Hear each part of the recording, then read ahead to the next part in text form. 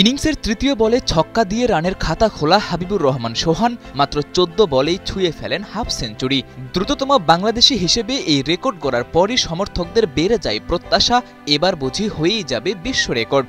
ভেঙে যাবে একদিন আগেই করা বৈভব সূর্যবংশীর ৩২ বলে সেঞ্চুরির রেকর্ড। সেই পথে বেশ ভালোভাবেই এগুচ্ছিলেন সোহান, মাত্র ২৪ বলে করেন ৮৮ রান। তবে শেষ বেলায় আর কোনো রিস্ক না নিয়ে পরের ১২ রান তুলতেই খেলেন ১১ বল।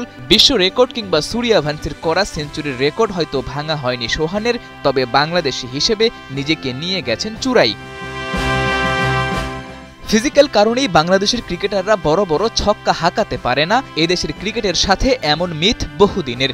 যে কজন ক্রিকেটার সেটা ভাঙার চেষ্টা করেছেন তাদেরই একজন এই হাবিবুর রহমান সোহান।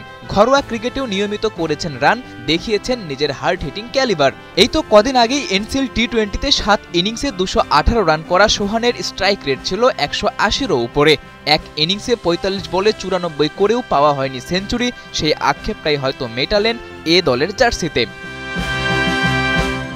সোহানের বিধ্বংসী আর দ্রুততম এই সেঞ্চুরির রেকর্ডটি এতদিন ছিল পারভেজ হোসেন ইমনের দখলে। ২০২০ সালে টি-20 কাপে ৪২ বলে ৩ অঙ্কের এই ম্যাজিক ফিগার ছুঁয়েছেন বাঁহাতি এই ওপেনার। প্রায় ৬ বছর পর এই দলের জার্সিতে সেই রেকর্ড ভেঙে দিলেন সোহান, বনে গেলেন দেশের দ্রুততম সেঞ্চুরিয়ান। দ্রুততম সেঞ্চুরির এই তালিকায় আছে লিটন দাস ও তামিম ইকবালের নাম।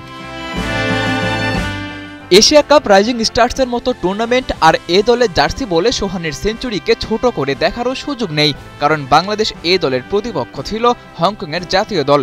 তাই তো সোহানের এই সেঞ্চুরি আন্তর্জাতিক মর্যাদা না পেলেও টাইগার সমর্থকদের কাছে এর মাহাত্ম্য যে একটু আলাদাই। এমন মুহূর্ত আর সময় তো এদেশের ক্রিকেটে দেখা যায় না হরহামেশাই। এমন বিধ্বংসী ইনিংস টাইগার জার্সিতেও তো দেখা যায়নি এর আগে, তাও আবার এমন বৈশ্বিক কোনো টুর্নামেন্টে। সাদাতুর রাফি, ৭১।